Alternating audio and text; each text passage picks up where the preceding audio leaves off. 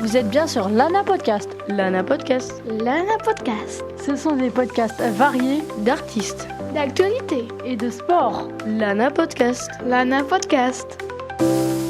Bonjour à toutes et à tous, c'est Lana sur Radio Laser et aujourd'hui on est parti pour un nouveau podcast. Prenez beaucoup d'altitude, couvrez-vous bien. On va parler de l'exploit que le youtubeur de 22 ans Inoctag a exécuté le 21 mai 2024. Il a tout simplement gravi le sommet de l'Everest. Je le rappelle, le mont Everest se situe entre le Népal et la Chine et il est à 8849 mètres d'altitude. Et pour expliquer ses entraînements qu'il a fait et comment il s'est préparé, le youtubeur a sorti un documentaire le 13 septembre 2024. Le documentaire s'intitule Kaizen. Ce documentaire était au cinéma, mais si vous ne l'avez pas vu, il est toujours disponible gratuitement sur sa chaîne Inoctag. À présent, je vais vous dire le chemin que le youtubeur a parcouru pour arriver jusqu'au sommet de l'Everest, comment il s'est entraîné et pourquoi il a voulu faire ce projet. Un an avant de gravir l'Everest, le youtubeur a voulu se dépasser, chercher des projets et a voulu vivre une autre aventure. Il a décidé qu'il allait tenter de gravir le mont Everest. Lorsqu'il a posté qu'il allait vivre cette aventure, il a reçu des messages d'encouragement, mais il s'est aussi fait insulter. Avant, il ne faisait pas beaucoup de sport. Il a donc dû s'entraîner beaucoup. Inoctag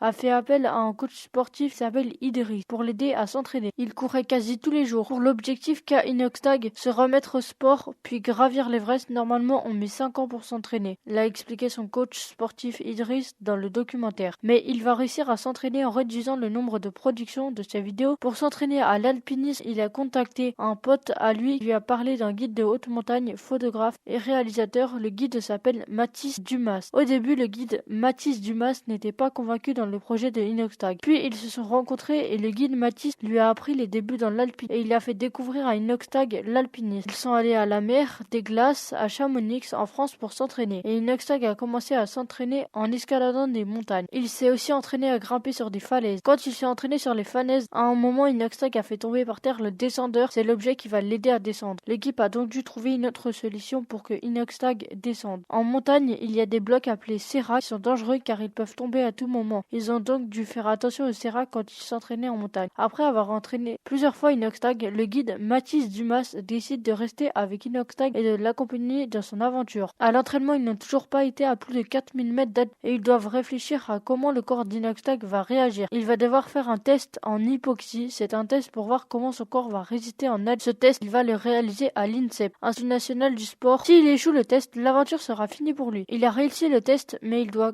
quand même essayer de s'améliorer. Après, son guide lui a donné un défi d'escalader la dent du géant à Chamonix, qui se situe à 4013 mètres d'altitude. Ils ont tous les deux réussi à l'escalader. Le mur était raide. Quelques mois après, ils ont réussi à monter le Mont Blanc, qui est à 4809 mètres d'altitude. Ensuite, ils ont enchaîné, ils sont allés ensuite et ont monté le Mont Cervin, de 4478 mètres d'altitude. Puis le Mont Toubkal au Maroc, qui est à 4167 mètres d'altitude. Puis son pote qui lui a parlé de Mathis lui a proposé de traverser la Corse à pied par le GR20, qui fait 180 km. Il a réussi avec son pote et sa mère. Puis il a encore enchaîné les montagnes pour s'entraîner. Il va maintenant donc monter l'Ama Dablam qui se situe au Népal avec son équipe qui est à 6812 mètres d'altitude. C'est l'une des plus belles montagnes du monde. Avant de monter l'Ama Dablam, ils vont s'arrêter de village en village pour s'habituer à la température. Puis ils vont ensuite partir du camp de base et commencer à escalader l'Ama Dablam. Tout ça, ils vont le faire sans bouteille d'oxygène. Puis quand ils sont arrivés dans un des villages, ils ont rencontré des alpinistes et des cadreurs qui les accompagneront dans l'aventure. Il y a un cadreur qui s'appelle Manish Tamang. Il y aura aussi un guide qui habite au Népal qui s'appelle Ilanuru. Il y aura aussi une personne qui s'appelle Dorji. C'est le chef des Sherpas. Les Sherpas sont les habitants qui vivent en haute altitude entre environ 2600 mètres et 4400 mètres d'altitude au Népal. Il y aura aussi un cadreur qui s'appelle Jordan qui les accompagnera, Sami pour la production documentaire et Léo Slemet était là quand Inoctag s'entraînait à gravir des montagnes et Léo Slemet est un champion du monde. À un moment après qu'Inoctag a parlé à Léo Slemet, Inoctag aperçoit l'Ama Dablam et il dit avec son guide Mathis Dumas que quand il a annoncé qu'il allait gravir l'Everest, en photo il a mis l'Ama Dablam car la montagne est plus belle que l'Everest. Quand ils sont arrivés dans un autre village, un jour avant de partir pour se rendre au camp de base, Inoctag tombe malade avec quelques autres. Quelques jours après, Jordan tombe malade, même plus malade qu'Inoctag. Un hélicoptère est venu chercher Jordan car il avait le Covid. Ils vont encore rester quelques jours avant de partir au camp de base. Quelques jours après, ils arrivent au camp de base. Et en plus, Jordan Montagne pourra faire l'expédition avec eux car il est revenu. Le lendemain matin à 8h02, ils commencent l'ascension puis arrivent au K1 sans problème à 12h39. Ils sont déjà à 5700 mètres d'altitude. À 12h17, ils reprennent l'ascension. Ils ont même croisé des abonnés qui revenaient de l'Amas d'Ablam. Ils arrivent au camp 2 à 16h43. Ils sont à 5950 mètres d'altitude. À 2h30 du matin, ils se remettent en route. À 7h12 du matin, ils arrivent au camp 3. Ils étaient épuisés. Ils n'ont même pas fait la moitié de ce qu'ils étaient censés faire. En plus de ça, ils sont un peu malades. Après une pause, Inoxtag fait un discours d'encouragement à toute l'équipe et dit « On va le faire, on va réussir ». Et ils se remettent en route. À 13h06, ils arrivent au sommet et à 21h20, ils ont réussi à redescendre au camp de base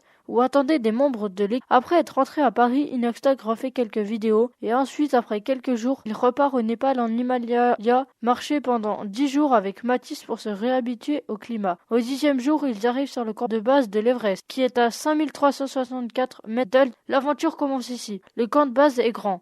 Ilya Nauru, Manish et d'autres personnes de leur équipe étaient déjà sur place. Ils ne vont pas partir maintenant, ils vont rester un mois au camp de base pour s'acclimater. L'équipe va devoir partir à un moment où la météo sera bonne. À chaque camp de l'Everest, il y a beaucoup de pollution. Et en montagne, les alpinistes doivent ramener leurs déchets avec eux au camp de base ou dans un village, mais certains ne respectent pas cette règle et polluent beaucoup. À un moment, Inoxtag avait ramené du fromage qui venait de France pour le faire goûter aux Sherpas, sauf que le fromage était un peu pourri. Mais ils ont quand même goûté une partie qui n'était pas pourri et ils ont adoré. En attendant de partir, ils se sont amusés en lisant, en jouant aux échecs, aux cartes, etc. Ils ont discuté de la date de partir et les Sherpas ont dit que ce serait bien de partir le 18 mai. Et d'autres Sherpas vont monter avant eux pour déposer leurs bouteilles d'oxygène au niveau du camp 4. Ils ont aussi testé leur masque à oxygène avant de partir. Quelques minutes après, un hélicoptère est passé et plusieurs avalanches ont eu lieu. À un moment, il appelle plusieurs de ses potes et ses parents pour leur dire qu'il part demain. Ils sont tous très fiers d'Inoxtag. Le moment est venu de terminer de s'équiper. Il commence par un endroit qui est le plus dangereux de l'ascension avec plein de crevasses et le glacier est instable. Ils devront traverser cet endroit où ils vont atteindre le camp 1. Le soir même, à 7h01, ils commencent l'aventure sur le chemin appelé Icefall. À certains moments, ils doivent sauter car il y a des trous ou passer sur des échelles. Ils devaient faire très attention. Ils font une petite pause et à 10h08, ils reprennent l'ascension. Ils avaient espéré qu'il n'y ait pas d'embouteillage et au niveau de ce chemin,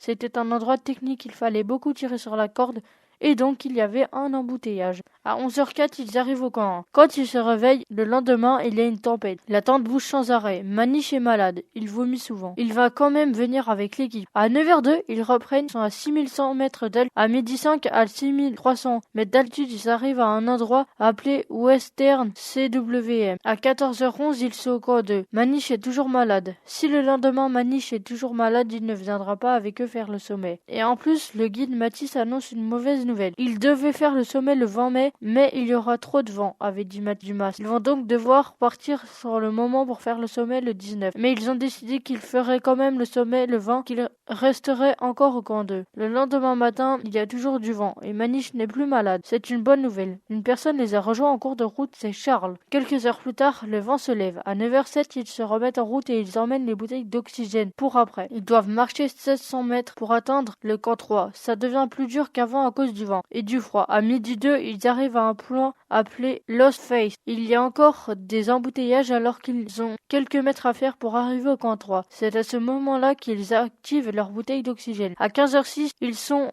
au camp 3 à 7000 mètres d'altitude. Le lendemain, ils se réveillent. 2 bouteilles d'oxygène ont disparu. Heureusement, ils avaient des bouteilles de secours. Vu qu'il y avait beaucoup de vent hier, certaines personnes ont fait demi-tour et sont retournées au camp 3. C'est donc sans doute 2 personnes qui ont voulu retenter le sommet qui leur ont volé les bouteilles d'oxygène. À 8h09, ils se remettent en route. À un moment, il y a beaucoup de monde et un gars devant Mathis tombe. Le gars n'avait plus d'oxygène dans sa bouteille. Ils l'ont aidé à se relever puis après, ils ont trouvé une personne qui était en haut de l'Everest et les Sherpas l'ont trouvé et ils vont le ramener en bas en hélicoptère. À 16h13, ils sont au camp 4. C'était le dernier camp avant le sommet. Le camp 4 est à 8000 mètres d'altitude. Le camp 4 était le camp le plus sale, le pollué. À 21h04, ils partent pour le sommet. Il n'y a pas de vent, mais il fait froid. À 5h03, ils arrivent à un point appelé The Balcony. De loin, ils aperçoivent l'Amas d'Ablam. Il fait de plus en plus froid. Puis, à 7h01, ils arrivent à un autre point appelé Hillary Step. Et il y a toujours des embouteillages. Ils avancent encore quelques mètres et ils y sont presque. Et ils l'ont fait. Ils ont réussi à le faire. Ils étaient tous contents. Inoxtag met son chapeau de One Piece qu'il avait emmené avec lui. Inoxtag a réussi à faire son projet. Il a dit quand il a sorti le film et dans le film qu'il ne fallait pas pas rester sur les écrans, s'ouvrir dans la vie et penser à autre chose et profiter de la nature. Et il l'a très bien dit. Bravo à lui et à toute son équipe. Il a dit aussi qu'il allait faire moins de vidéos YouTube et chercher d'autres projets. Je vous ai résumé tout son parcours et tout son documentaire. Avant de vous quitter sur ce podcast, je vais vous dire des dernières informations. À l'avant-première de son documentaire, à la fin, il a parlé et a accueilli toute son équipe qu'il a aidé pour son projet. À l'avant-première, il y avait des stars, des sportifs, des youtubeurs, comme Michou, un de ses amis youtubeurs, Thibaut Inchep, un youtubeur sportif, ou encore des sportifs comme Florent Manodou, les frères Lebrun, Alexis et Félix, ou encore même Léon Marchand étaient présents. Et dans la salle d'accueil, il y avait une mascotte Yeti avec un glacier en fond d'image derrière, où l'on pouvait se prendre en photo avec le Yeti. J'espère que vous avez aimé ce podcast plein d'aventures. C'est la fin, c'était Lana sur Radio Laser et à bientôt pour un nouveau podcast. Vous êtes bien sur Lana Podcast. Lana Podcast. Lana Podcast.